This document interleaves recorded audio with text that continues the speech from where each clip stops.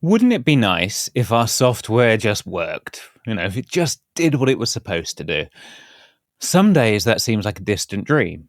But we can hope. We have to hope. We have to stretch ourselves for the day when software is reliable. How are we going to get there? I'm told that the answer to this is test-driven development. And I do like that technique and I use it. And plenty has been said about how great it is. So let me risk excommunication and tell you my problem with test-driven development. You do end up with an awful lot of test code.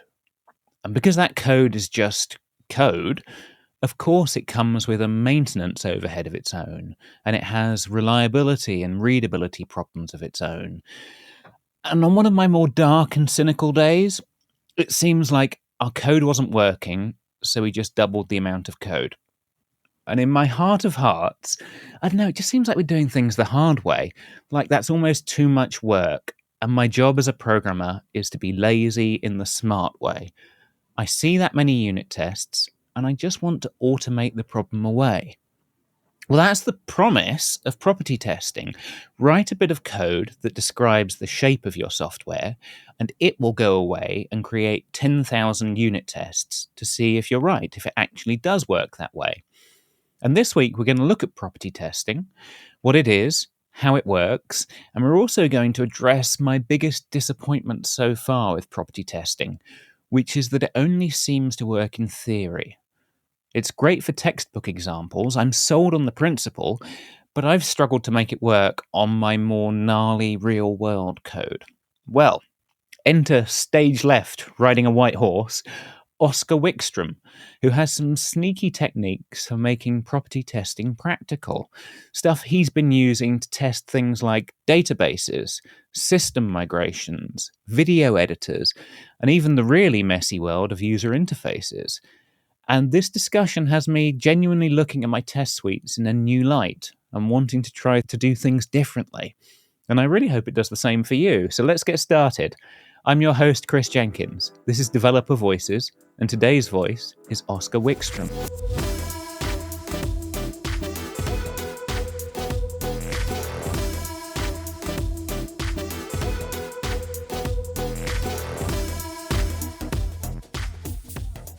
I'm joined today by Oskar Wickstrom. How are you doing, Oskar? Very good, thank you. How about you? I'm very well. I'm intrigued by the musical instruments sitting behind you. I wonder if we should have a jam session instead of a podcast. Yeah, maybe so. This is a shed in many respects, I guess. Your drum shed. That's a nice thing to have. Drum shed, programming shed, office in a more formal sense. So when your code isn't working, you can just bang the drums and get your frustration out. Yeah, it's after every meeting. I just flip around and go I think we all need that. But by some measure, your code should be working more often than most, right? Better than my drumming. Yeah.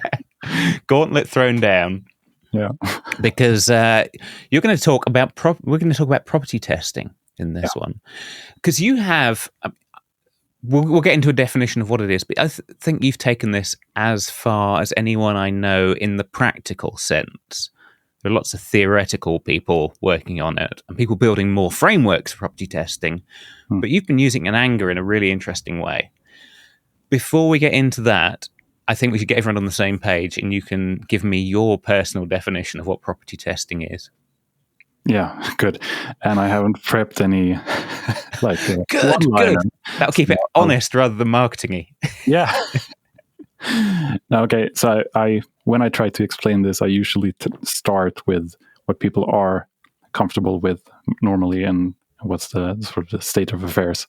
And most people have been doing some kind of unit testing or example-based testing, if you want to call it that. Yeah. So I try to start there. And with example-based testing, you sort of you have something you wanna test, and then you come up with, at a high level, inputs and outputs. And it might seem a little weird to think about it as input and output, but if you have a function, it's pretty clear how it's an input and output that you're testing. But you might be testing some kind of database storage thing, and the output is more like the effect of storing something in a database, for instance. Yeah. But you have these, at a high level, you have these input and output pairs for each of your tests. You say like, okay, if I do this, then I should have this result. That's the input and output. So I say my create user function, if I call it with Oskar.Wickstrom@google.com, I ought to be able to select a row out of the database afterwards. Yeah, exactly. So outcome is sort of output in that. Okay, and then you come up with a bunch of these and you write tests for them. And you might have a bunch of these and feel like, okay, it's getting a bit repetitive and I have a lot of duplication here. And then you can refactor and you can massage, like move things around and improve that situation. And there is this technique called data-driven tests, or sort of tabular tests, or whatever you want to call it, where you have just one function doing this assertion or whatever, and then you supply a table where each row is a bunch of inputs and the output. So sort of the expectation. Yeah, I've done that without naming it that. Okay, yeah. I'm not sure if that's the like proper name, but it has a lot of different names. But you can then just add more rows, and it's easier to add more tests in that sense. Yeah. Still, so you have sort of fixed some of the maintainability problems of having 1,000 copy pasted tests. But you have a different problem still, which is you have to come up with these inputs and outputs. And humans aren't that good with coming up with all the interesting edge cases and combinatorics of what to test. Yeah. I wonder how many bits of code out there take an email address and they've never tested it with Unicode characters. Yeah. That kind of thing. And so on, yeah. So yeah, strings are one good example of these, where you have sort of a domain of strings that are valid, and yeah, it can get tricky pretty quickly. And you have to, if you have different inputs that have some kind of relation to each other, it sort of explodes quickly. And so yeah, that problem is you don't solve that very well with this tabular testing thing. And that's where property testing comes in, because there's like the next step here. If we could keep that function, but instead generate this whole table, generate all the input and output pairs, and express our tests as a function still. But then it becomes tricky because, well, you can't, this relation between input and output has so far only been in your head, right? It's something that you have some kind of intuition about, some idea, and like, yeah, of course, this input goes along with this output. That makes sense. But you haven't really pinned down formally why do they belong together. So you're saying, like, if I have a function that's supposed to pull the domain name out of an email address, if it's Oskar@Gmail, I can say that, and I can say the output should be Gmail, but I haven't really defined what it means to pull the domain out of an email address. Right? Yeah. Why is it just Gmail? Right. Yeah, when it's something else. Yeah. And then you can maybe, so if you do that and you can generate these inputs, email addresses, for instance, and you want to say, okay, I have a function that pulls out the domain name. Then you have to, in order to be able to test it, if you can just generate the inputs, you have to come up with a way of formalizing the relation to the output. So you have to think of what's the general rule on how do I go from input to output in a proper way. Yeah, because your unit tests are kind of hinting at a pattern you now want to make more explicit. Yeah. Exactly. So unit tests or example-based tests are small pieces of like narrative, small stories about how things work, but you have to generalize that. So going from these small examples, stories, of sort of evidence of what's going on, observations almost, you have to raise that into a general generalize that relation basically between input and output. So for your example, you might, let's see if I can come up with something on the spot, but if you say like, okay, if I want to extract the domain name out of an email address, if I then could also extract, say, the part before the ats, I don't know what it's called, but the username sort of part of it. Yeah. And then piece together those two results, and then I should end up with what I started with, maybe. Yeah. And that test is general. You can feed it whatever email address you want, and it will do this sort of test your function that extracts the domain, but also do something else, piece together, and check that the output is the same as the input, maybe. So then you have thought about your test differently in order to be able to test on any input. This is what I like about the idea of property testing, that the way we're doing the testing is somehow made of slightly different stuff than the code that's under test. It always feels like unit tests are made of exactly the same material as the code. Yeah. And that's always felt somehow wrong to me. Yeah, it's easy to end up there. Like your tests are one-to-one reflecting the implementation, right? Yeah.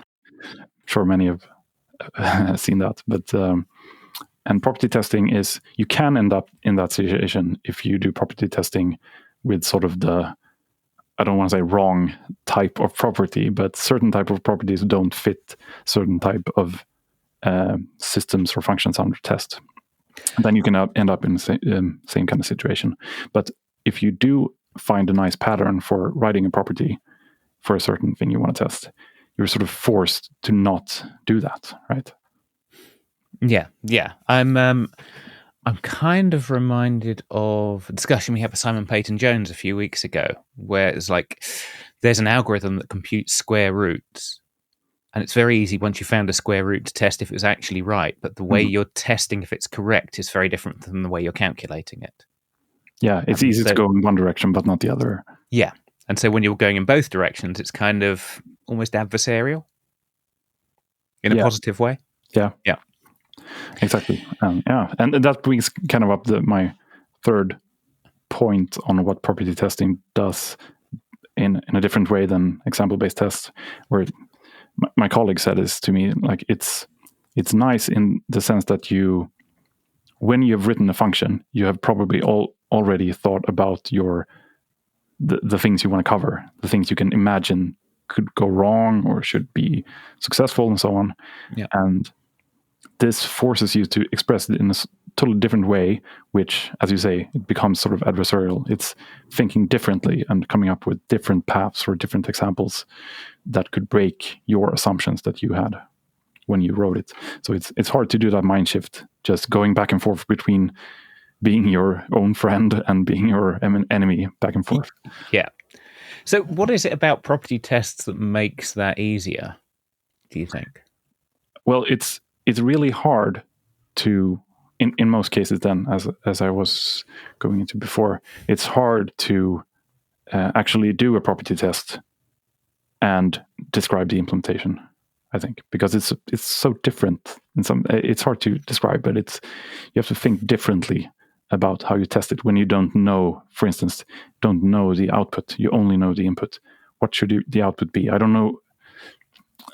I can't say something concrete about the input because I don't know what it is.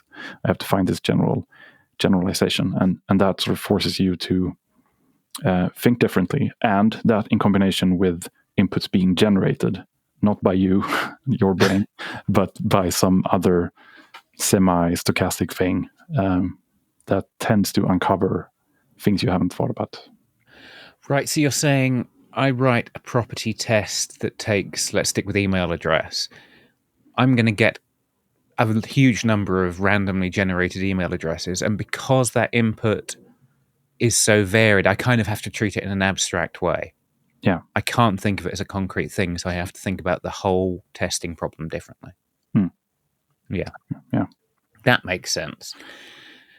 So the big problem with this always is you go to a conference talk on property testing, and they give you lots of examples on lists and maybe a couple of on email addresses. And it kind of, I've run up against this. It kind of feels like it's only really going to work for obviously mathematical stuff or obviously abstract stuff. Yeah. This is why I wanted to get you in, because you've done this with a lot more hairy code. So take me through to how can I write better and more general property tests? Yeah, so you're describing me circa 2016, I think. I was at a conference talk, and someone gave a great talk and all that, but I was like in denial, and I was like, nah, that's not going to work for my stuff. It's too much, too academic, too theoretical. And okay, so yeah, I started there, and then I think I softened to the idea by we had this rewrite kind of project where we shared a database between two implementations, and for a while during the sort of rewrite or it was sort of slicing a part of the system and rewriting, and we can compare those systems, how they acted on the same input, where the input was actually the database. And so I wasn't actually looking to learn property-based testing, but I was doing this, and I sort of backtracked from there. It's like, this is sort of a variation on property testing in a sense. So the property was sort of these two systems should be in sync, or they should be functionally. Yeah. Should give the same output for the same input, basically. Yeah. And that is a common way of expressing a property test. If you have some system that is very complicated in not in its functionality, not in its essence, but in a sort of non-functional way, maybe has a lot of performance optimizations and stuff, then you can write another version which is really simple, just in memory, super naive, whatever, and then you can run them side by side and see that they produce the same output. Anyway, yeah, I'm derailing. So that was sort of my where I started, I think. And then in a totally different project, I was doing a Screencast editor application. And that you wrote, right? Yeah. And so I was doing my own screencasts around Haskell programming, and I thought it might be a good idea to also do an editor for doing screencast editing. So recording first and then pulling all the stuff in there and having my own workflow and so on. That was a fun project. That sounds like a lot of fun, but really going the hard way. Yeah, sort of a sidetrack. Yeah, but that was also an experiment sort of driven from this angle of learning property-based testing, because I quickly realized that it was getting complicated, because I had this, partly I had undo, redo, and a lot of operations that could be undone and redone. And they were all implemented sort of as in a functional way. So you had a big state and you had some operation that sort of produced a new state. The architecture was nice, but it was hard to verify that everything worked as it should, because it was, I shouldn't go into too much detail, but I had this kind of tree structure of all the clips and all the audio and video and pauses in between and so on. Everything was small segments of different types. And then I had sort of, first I had Vim bindings to navigate this thing, and also something, what's it called from Emacs? I have this Lisp editing thing. I've forgotten the name. Paredit. Yeah. Structural editing. Yes. Yeah. So you can sort of shift entire expressions sideways or upwards, split them and ungroup them and so on. Oh, so you're swapping chunks of video like their S expressions. Yeah. Nice. It's very geeky. Yeah, it was strange. And all these operations could be undone and redone. And it was really hard to test all these operations because there were loads of edge cases. So are you saying you've got this big tree structure, This seems like a classic thing that I would find very hard to property test, because I don't want to rewrite video files 1,000 times an auto-generated test. And I don't really want to generate I don't want to really handwrite large, meaty starting states. Exactly. So how did you teach me how to solve those problems? I'll try to remember, because I wrote this. This became a series of blog posts, and then later I rewrote it sort of as a short book, which is called, I think, Property-Based Testing in a Screencast Editor. Very down to earth. Okay, so what if I recall correctly, the properties were, some of the interesting ones were sort of using this undo redo as a way of discovering other problems. Okay. So I had all these operations, but I didn't test them explicitly. Like, how should move up in the tree structure work, or whatever operation.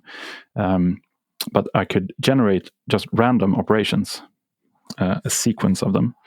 And it was a bit more complicated because you can only know what operations are valid once you're in a certain state. So it was more of a back and forth, like generate one operation, apply it, get a new state, and then see what can be the next valid operation and generate one of those.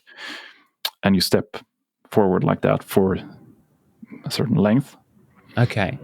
So you're almost treating it like a state machine, where each new state you ask which are the transition states. Yeah. What are the valid transitions from here? And then you can generate from that list of possible transitions. And do that for a while, and you end up with a trace, basically, of state, operation state, and so on. Yeah. So I did that, and then I applied the same number of undo operations for all of them. Right. And then you should end up where I started. Okay. So, but to answer your other question, like how did you don't want to write these big sort of timeline starting states to test against, because it's a sort of maintenance problem and boring. So with property-based testing, you normally have, like, you write small generators. There are a bunch of built-in generators for all the regular types, the built-in types, and so on. But then you can build your own generators that sort of piece together other generators. So I could define a generator for this whole timeline, and that in turn used generators for like audio and video clips and so on. And they weren't actually real audio and video clips. I had some kind of generic type parameter somewhere. I don't remember exactly, but so they weren't actually generating files on disk. It was just in-memory structure. So what is it, generating a gigabyte's worth of binary randomness, or what? No, that part didn't actually hold any video data. It was just a structure. So so I create an empty clip with some metadata. Yeah, right. Because the operation didn't touch the actual videos, I can ignore that part and just parameterize that with unit or something. Okay. Yeah. And and then this undo redo, I had some other properties on that, in that sort of style. So like do a bunch of things, undo all of them, and then redo all of them. Then you should end up at the furthest end before you started undoing. That makes sense. And then, you might think like, okay, you're only testing undo and redo. That was going to be my next question. Yeah. But which is useful, but because of how I implemented undo and redo, so each operation had its inverse as a separate implementation. Right. So if you could, let's say, if you had a clip which was, or it was called sequence, and it had a bunch of like audio parts in a sequence. If you could split that at a certain point, you could also join it back together, and that was sort of the inverse of splitting, was joining. Okay. And by doing this whole undo redo thing in random ways, all these inverse operations were also executed, and they had to agree in order to produce the same. So I had loads of small like off by one errors and stuff like that. Oh, yeah, I can believe that. And those were uncovered by doing these sequences. I could probably find most of it by just doing the inverse round trip kind of property, but it, like doing it together with undo redo sort of did the whole thing in this catastrophic mess that uncovered a lot of bugs. So it was a nice experience. It took like 2 weeks to just fix all the bugs. It didn't take so long to write the properties, but I was just scratching my head for like 2 weeks trying to figure out the bugs and getting all that. That's the interesting thing, when it turns up bugs you didn't expect to see. Yeah. Right. And I had experienced the bugs while using the Screencast tool. I knew that there was something going on, but couldn't really pin it down. It's like, what happened there? What did I do? Like, it's hard to. Should I like record my screen on my keyboard to be able to reproduce? And that was really cool, and to find them that way. So I just did like bug fixes and following the tests for basically 2 weeks. And when I came out the other end and I started a Screencast editor, everything just worked. It was just perfect. That's nice. Yeah. You would have spent those 2 weeks the hard way, right? Spread out over the next year. Yeah. Just bug reports or whatever pain and trying to figure out what was going on. Yeah. So that was one part. I did property tests for other things. I had I could bring that up as well. It's I think a nice example. I had this. The workflow was based on just recording screencast video, and in between sort of scenes, I was just silent because I did part of the screencast and then I was silent and didn't touch the keyboard. And was just thinking like, okay, what's the next part? Maybe looking at a little script or something. Yeah. And then when I imported this into my editor, I wanted everything to be chopped up by those silent parts because I don't want them. Yeah, makes sense. So I had this sort of processing part that it analyzed the video and audio and found out like, here's a pause, and let's just clip or like trim it down to the end of the audio and trim the other part to the start of the next audio, and so on. Like, so if it's completely silent for 5 seconds, assume it's a pause and find the ends of that silence. Yeah, makes sense. So that was sort of the scene classifier. I wanted to test this with a property test as well. And I couldn't really figure out, because your example there with the square roots, and that is a good analogy, because I had the same problem. Like, if I generate an input, what should be the output for this classifier? Well, that's the problem, right? That's what the classifier does. And I couldn't really figure out like how should I express this without just writing another classifier again in the test. Yeah. I mean, I would instinctively say, well, at least I can write a test that says the output should be no longer than the input. Yeah, that's a good start. Like, there are loads of these incomplete or sort of naive properties that do find actual bugs as well. They might not be that like cover all of it and be very precise, but these sort of constraints are really powerful, and I do recommend just doing that for a good while. If you can't come up with something else, that's just better than nothing, because you might find unexpected things with just those basic sort of invariants or constraints. Okay, I feel better about my test that seems kind of obvious. Yeah, but what did you do? Is there something more sophisticated I can do than that test? Yeah. So what I did, was after I think a lot of being out on my bike and just thinking, I realized that maybe I can generate the output instead and go backwards. So that was sort of the mind twist that happened, because I can generate the output, which should be a list of scenes, basically classified and done. I could go backwards and say, if I have these scenes, I can transform them into something that moves in video, or audio that is sort of noisy or something. And then in between, I can put just same frame all over again. Oh, okay. Or audio that's just blank or something like that. And then piece together that into an actual video or actual audio.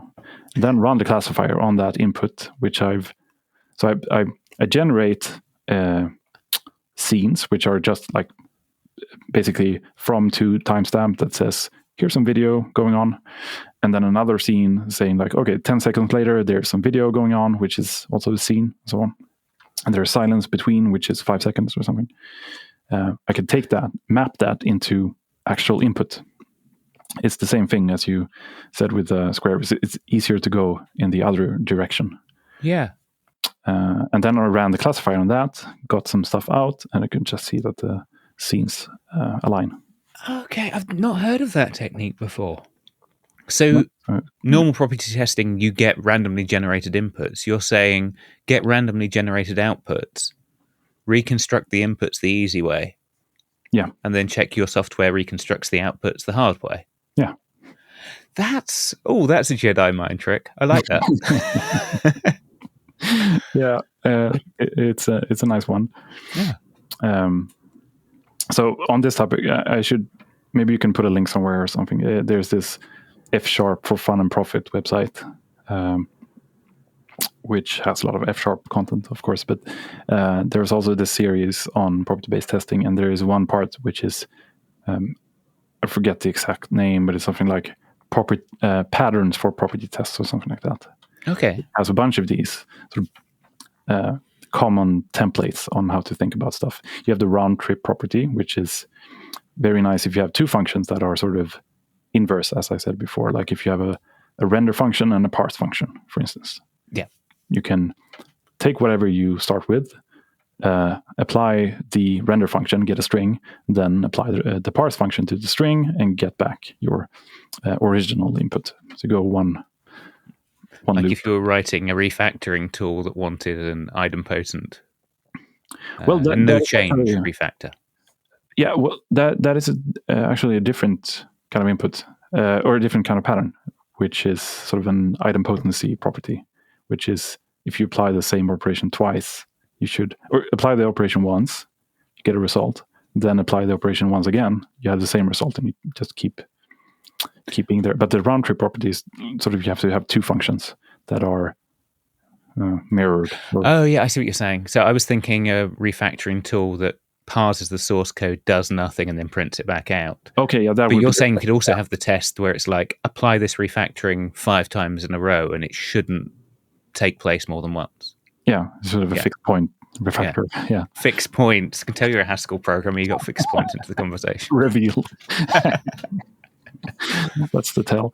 Yeah, and there are a bunch of others. I don't know if I can just come up with them right now, but I think this sort of, it's called something like hard to prove but easy to verify, which is your example with the square roots. Right. And then there is the really kind of big brain things. There's one technique called metamorphic testing, which I haven't actually used it much. At least I've experimented with, but not really found where I needed it yet. Just for kicks, can you explain it? Yeah. Okay, then. All right. So metamorphic testing is sort of if you have an input and you apply your system of under test and you get an output. If you could slightly modify that input in some way, so kind of, let's say, make it larger in a sense, smaller or different in some way that you can know, then you can apply the function or the system on that input and you get an output. And if you compare those two outputs, then you know that the output should be, let's say, smaller or bigger or something. Should have the same relation. If you can express a relation or transformation between one input and another, then you can say that the output should also have a sort of matching relation. So the canonical example there would be if you have a search engine, it's really tricky to test that with properties. Like, what should it give back, right? Yeah. Tricky. But if you do search, you get some results, and you do a new search with, I don't know, a date filter on it, which wasn't there before. Slightly more constrained search. Then you should get a result which is a subset. If you can observe the entire result, of course, but the output then should be a subset of the other output, which was a bigger search. Yeah, and then you don't really care what the input is, and you don't really care what the system's doing, as long as the relationship between the changing input. I feel like I'm differentiating a graph in high school maths now. Yeah, it's getting there. It's the rate of change in curve A, the same as the rate of change in curve B. Yeah, exactly. You don't care. In this case, you don't care about either input or output, basically. You just know that, well, you have some way of modifying input and seeing that the output sort of behaves as you would expect. But otherwise, you don't know much about either of them. The sense I'm getting here is, if you want to use property testing well, you need to be sneaky. Yeah, you have to think differently, at least. Yeah. It's a shift of mindset in many ways. But that's good. Again, as we said, it's like thinking. You write. This is one of the reasons why testers work as a separate department. You write some code, and there's someone thinking about it in a completely different way to you, putting it under test. It would be so much faster and more efficient, and sometimes less embarrassing, if we could be that completely different person thinking in a completely different way and testing our code. Yeah. Right. Yeah. And I think this helps to get us more into that situation where we can test it not as we would think when we implement it. Yeah. Yeah. Do you think so? I'm thinking about your Screencast editor. You have set this up so that it seems to be largely pure functions. You're not doing writing stuff to disk, right? Is that a necessary part of this technique? Do you have to try and find a way to extract the side effects of writing to a database, writing to disk, before you can do this well? Right. It's a very, very good question, because I'm sort of still in pure function land, right? Yeah. And that is nice if you can keep your architecture and your system under test in that space, and your test can be faster, and it's just nicer to work with. But it doesn't always work, right? So, as you said, the screencast thing was, I didn't actually run the full UI. I just ran a model of the UI, or sort of the representation of the UI, and didn't actually have real video in memory or on disk or anywhere for the properties. So yeah, it was sort of still purely functional, but you can absolutely do property tests with side effects. But there are some things you have to think about. You have to keep it isolated, for instance. So each test has to be isolated from the next. And I do this at work a lot. Actually, there's this thing called test containers. Oh yeah, which is available for a lot of different languages. But you can say, like, for this test, I want a Postgres Docker container running, and you can make it so that you always have a fresh database, basically, for each test. Isn't the tricky thing there, though, like property testing, you're often generating 10,000 test cases. Yeah. You don't want to spin out 10,000 Postgreses. No, exactly. So, but you can work around some of these things with, like, having transactions that you always roll back each test. Yeah. It makes it a bit faster than running new Docker containers all the time. But still, you won't be able to run, 1,000 tests below a second. Won't be possible. Maybe there are other tweaks you can do, but maybe we run like 100 tests. But over time, because this isn't deterministic, over time you test more and more different cases, which is both good and bad. So I can see why it's good. Why is it bad? It's perhaps not bad, but it could be frustrating when a test fails after 2 months. Oh, yeah. Now it discovered that edge case that we didn't think about. Yeah, because you've been chipping away at the problem 100 test cases at a time. Yeah, okay. Yep. And that particular time in CI when someone did something completely unrelated, my property test failed. This is why I think it's kind of essential, right, in property tests, that you get this seed that gives you your receipt, so you can replay, you can make it deterministic. Yeah. Yeah, you get a magic number that says play exactly the same set of random tests. Yeah. So that is useful when it happens in CI. You can at least reproduce it locally. Yeah. But the person, I don't know, doing the PR might not be too pleased, but some other tests that they haven't touched that part of the system. Let's just start failing now. You've got unlucky to catch the bug that Dave wrote 2 months ago. Yeah, that could happen. So that is perhaps the downside, but it does absolutely work with side effects as well. But you have to be a bit more, careful or think about how you should set these tests up. And what more? Yeah, and then there's the whole UI bit. Because I didn't run the full UI in the Screencast editor. It was a GTK UI. But that was also nagging me. Like, does the GTK stuff work? I don't know.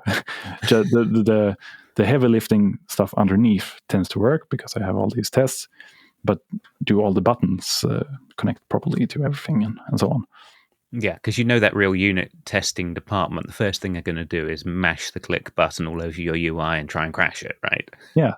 And I have like 0 test coverage of that code, so that's great. And that was nagging me a bit as well. Like, I want to test the whole thing, like end-to-end, black boxy kind of testing, which led me, after a few detours, into what later became this project called Quickstrom. Which is an excellent name, Oskar Wickstrom. Quickstrom, love it, yes. I was forced to take this name for the project, and but I do take responsibility, of course. Well, it's an open goal, you might as well kick it in. Yeah. And okay, so this project is about doing this sort of end-to-end property style testing, but on stateful systems or UIs more specifically, which is what we did. Okay. So I had. Can I just stop you and ask why not Selenium? Because that's most people's answer to this, Selenium or something like it. Yeah, so mostly for the same reasons as any example-based testing is limiting. Like, you have to come up with the examples. You have to think of, and especially with like Selenium or whatever scenario kind of testing that you automate. There are a bunch of problems, but one is that you, like, when you have this sort of stateful system where you do sequences of actions, the combinatorics of that just blows up very quickly. And it's very tricky to come up with enough sequences that are interesting to catch like a lot of bad behavior and bugs. And so that is one part. And it's also kind of annoying to maintain because definitely experienced that. Yeah, you have timing issues which have gotten better now with other frameworks, I think, with like Cypress, and there are a bunch of them, and they have more like utilities to wait for stuff and not have like fixed sleeps all over the place. You do have the problems with being sort of very very tightly tied to the structure of the web app, for instance, in Selenium, which, to be fair, you still have some of that in Quickstrom, but not as much. You don't have that so much of the timing problems. You don't have so much of the coupling to the structure of the web page and so on. So what you do in Quickstrom instead, and which is like I didn't want to write so many Selenium tests, is that you sort of write a property, but it's a bit different because I had this idea, like, I want to use a type of logic which is called linear temporal logic. Right. So I feel the rabbit hole has just opened before us. Yeah. So if you've heard about TLA plus, this is sort of the foundation, common foundation. So you have the sort of the logic that you know, the propositional logic with and or implies all that. Yeah. But then you extend that with some operators that deal with time. So you can say something like, x and next y, which means that x must be true in this state, and in the next state, y must be true. Can you give me a concrete example for a web page? Yeah. So maybe if I click a button, let's say. So I say that, okay, the button is visible, and that's like x, right? The button is visible, and in the next state, if I have clicked, I could do like, if the action is click, then that implies that in the next state, I don't know, message should be shown, something like that. But maybe another more interesting one would be there is an operator called always, which says that the sub-expression should always be true in all states. So I could say something like there is always either a login or a logout button on every page. Yeah. Yeah. Should always show, I don't know, a link to a support email or I don't know, something. Could be sort of, you can start thinking about it sort of as kind of business rules or, requirements for your page. Yeah. Or it could be, there's an operator called eventually. So you can say, in the future, sometime this must happen, eventually. So give me a concrete example. Okay, so if you click a button which launches, I don't know, a HTTP request, you might see a little spinner going on, and then you want to eventually get some result back, some data shown, or maybe an error message. Okay. I've written some code this morning, actually, that eventually should show a chart. Yeah. So, yeah, okay.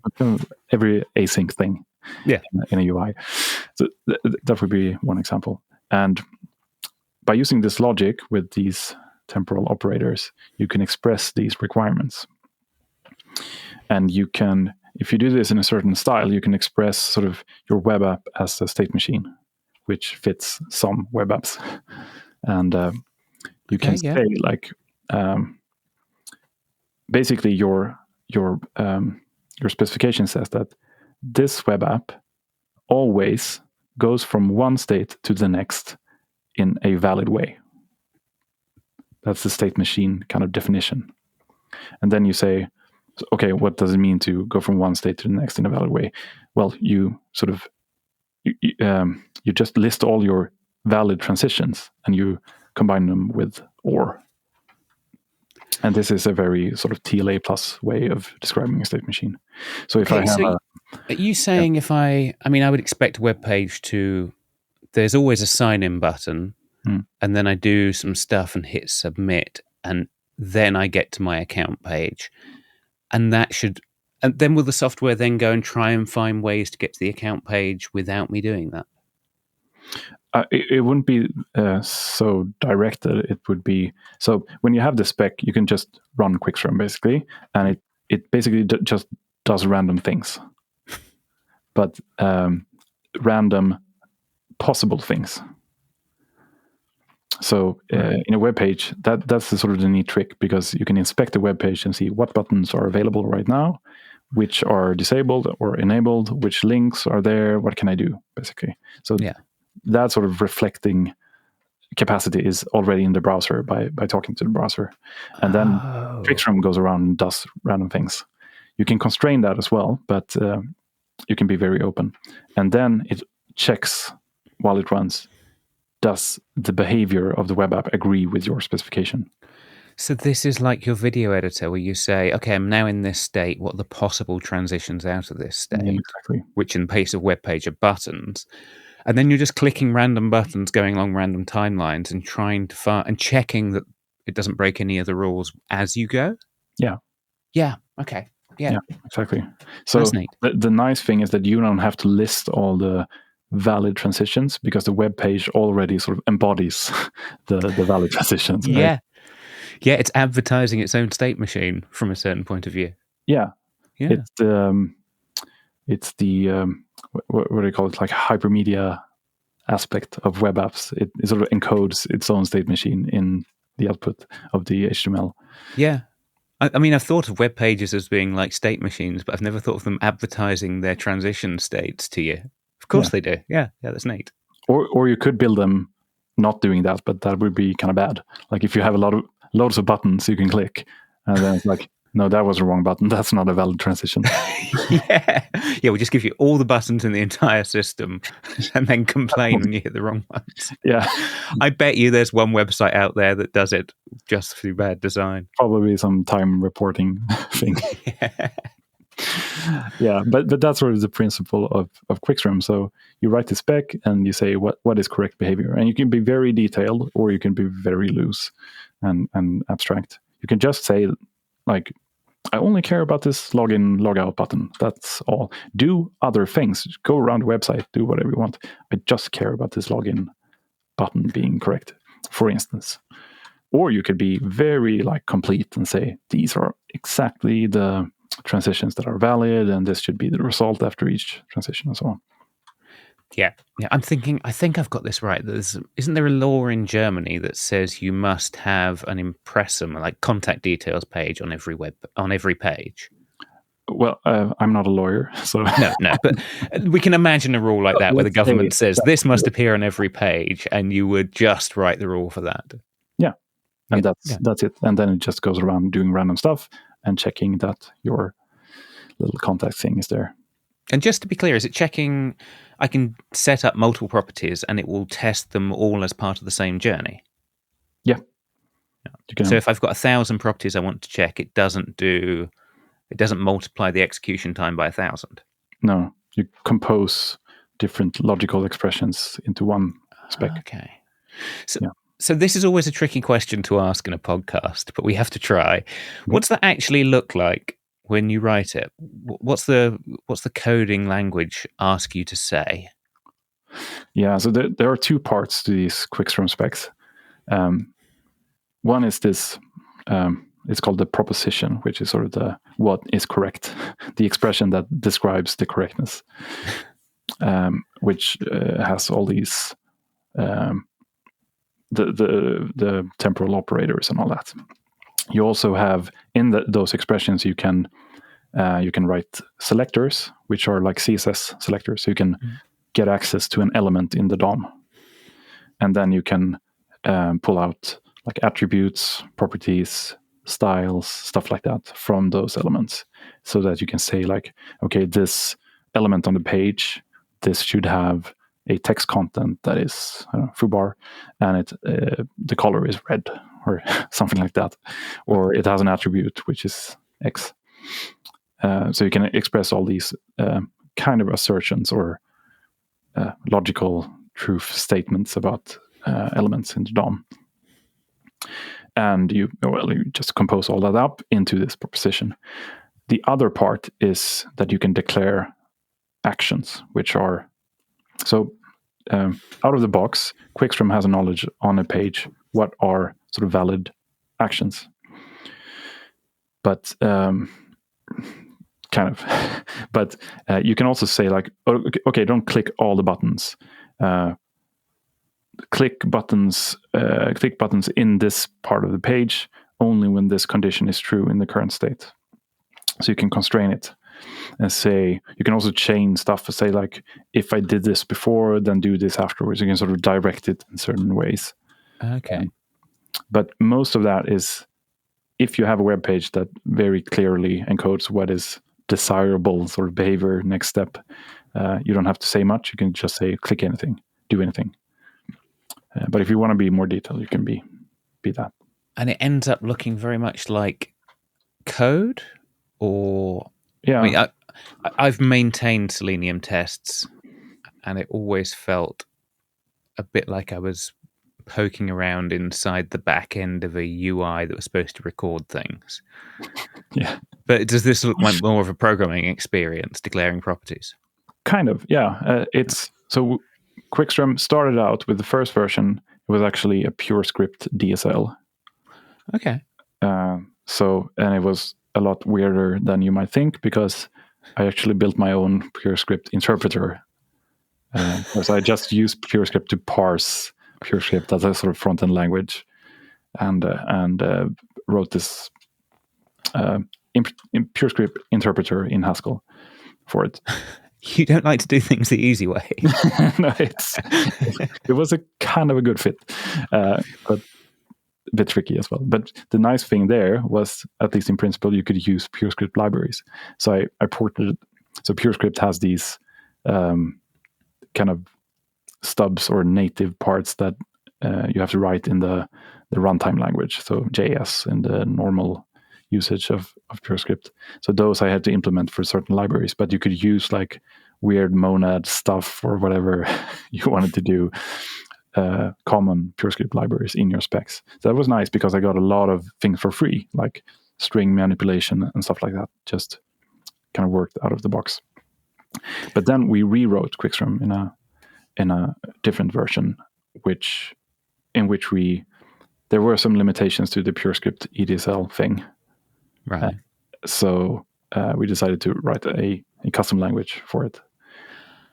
So, okay, so there is Quickstrom the language as well as Quickstrom the tool. Yeah. And that is, it has some shortcuts, and it does some trade-offs to be able to analyze the language or the spec for certain things. So we know statically, like, all the attributes you ask for, or all the properties, all the styles, all that stuff that you ask for on certain selectors.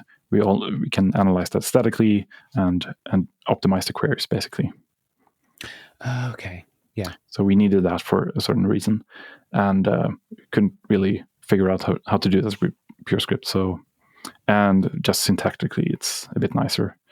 But it's sort of like a functional language in a sense. It's just one big Boolean expression, but yeah. Okay. So you write these small specs, and so we have one where I work, and it's like 90 lines, I think, and we have barely touched it in a few years. So it's pretty nice, but of course, like, it's not. The documentation is lacking, and there's no editor support. I have some basic editor support, so it works in Emacs and IntelliJ, but yeah. Okay, depending on who you are, that either covers all the ones you want or none of them, because that's editor wars for you. Right. So what's the license for this? It is BSD 3. Okay, so it is an open source tool I can just download and use. Yeah. When I started it, I had some ideas of doing sort of a business side of it and have like a dual license thing, but then it took another direction. So that is the current state. Wow, sounds like our gain. Yeah. Have you ever tried running it on other people's sites, found bugs with it? Because presumably it's doing a lot of testing. You ever tempted to do that?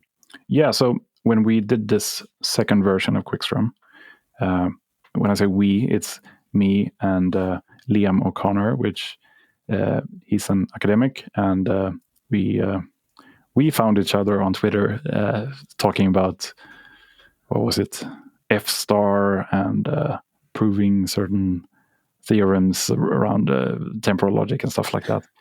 And we realized, like, okay, this Quickstrom thing is a nice academic project if we want.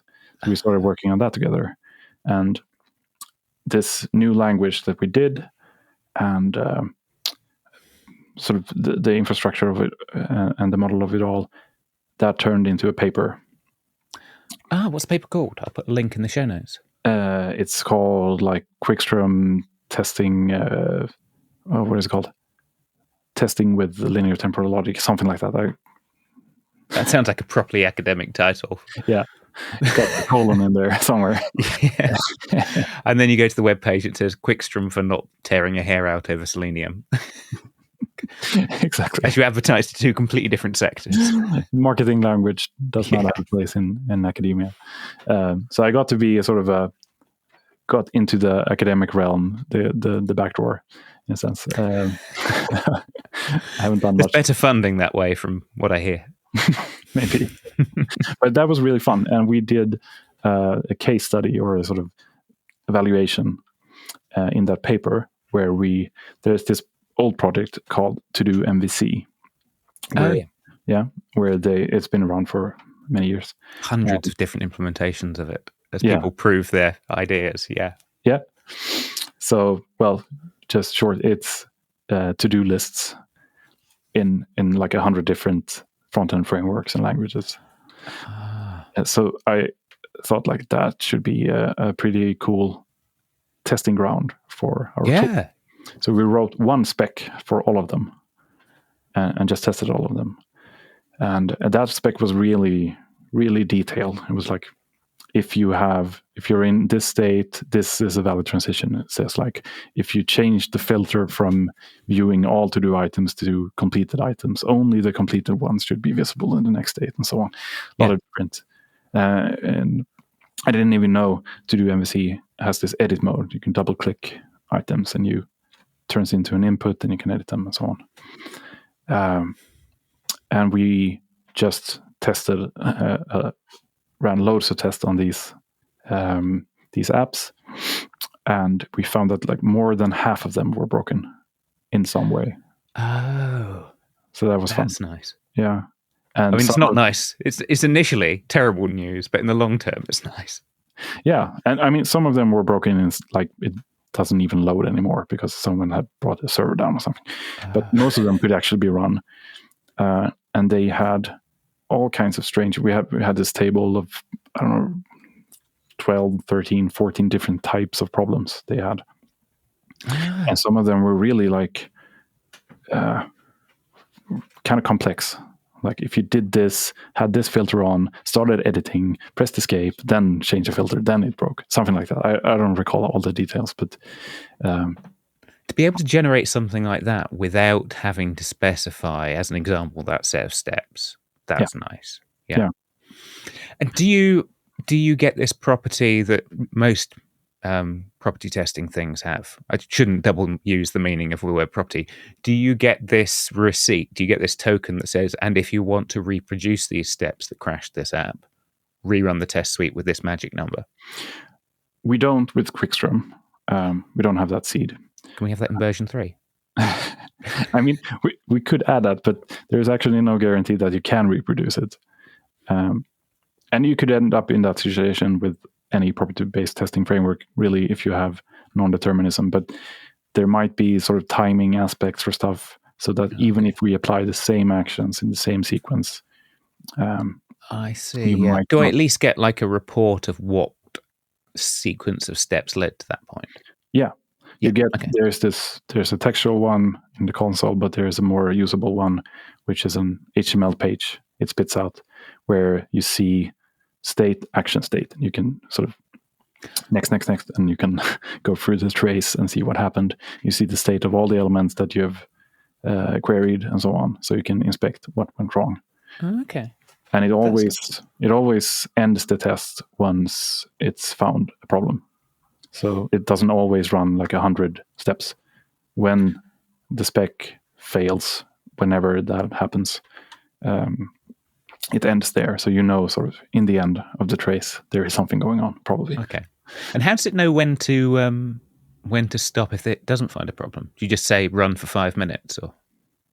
Yeah, you can specify these sort of, we call them subscripts, but you can say like if you have an always operator somewhere, you can say like always at least for 100 steps.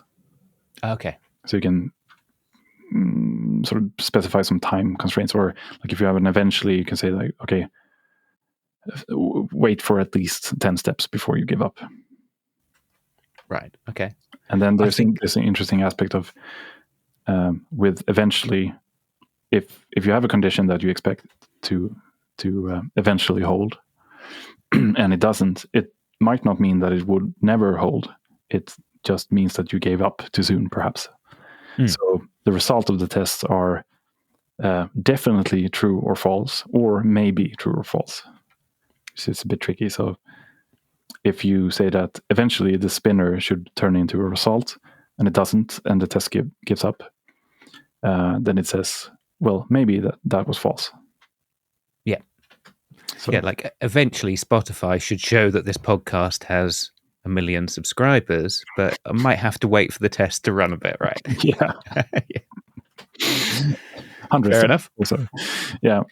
I think that probably gives me all the information I need then to at least go and test my code that should eventually show a chart. Yeah. That'd be a good little property to start with, right? We could do that with Quickstrom, I think. Yeah, okay. I'm going to give it a spin. Yeah. Groovy. Cool. Oskar, thank you very much for taking us through it. Yeah. Thank you for having me here. That was very fun to. I had to reminisce about some stuff that I've forgotten, but some details. But it's very nice to bring up. Yeah, we are all both the programmers we are today and the history of the things we've programmed in the years gone by, right? Yeah. Yeah, absolutely. Cool. Cheers. Catch you again. Thanks. Bye. Thank you, Oskar. And I have to say, Oskar's my kind of geek. He's got a bit of academia. He's got a bit of business, and the thing connecting the two is just someone that wants to build and tinker with stuff and learn. The world needs more people like him, so yeah. In fact, I think the world needs more people like us. We're all that kind of person, aren't we? I think we are around here. By the time we've reached the end of the podcast, I think we're all like that.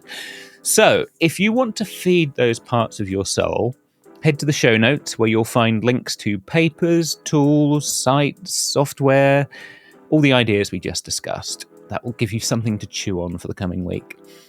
While you're down by the show notes, please take a note of the like, share, rate, subscribe buttons. I was looking recently, of course I look at the analytics. I was surprised to see how many people share this podcast. So thank you to those who have done. That's a heck of an endorsement.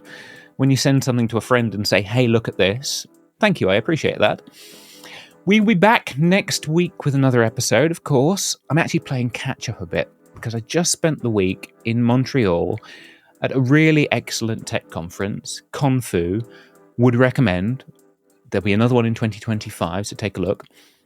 Full of ideas from that, lots of potential guests, but lots to catch up on, so I better get on with it. Until next week, I've been your host, Chris Jenkins. This has been Developer Voices with Oskar Wickstrom. Thanks for listening.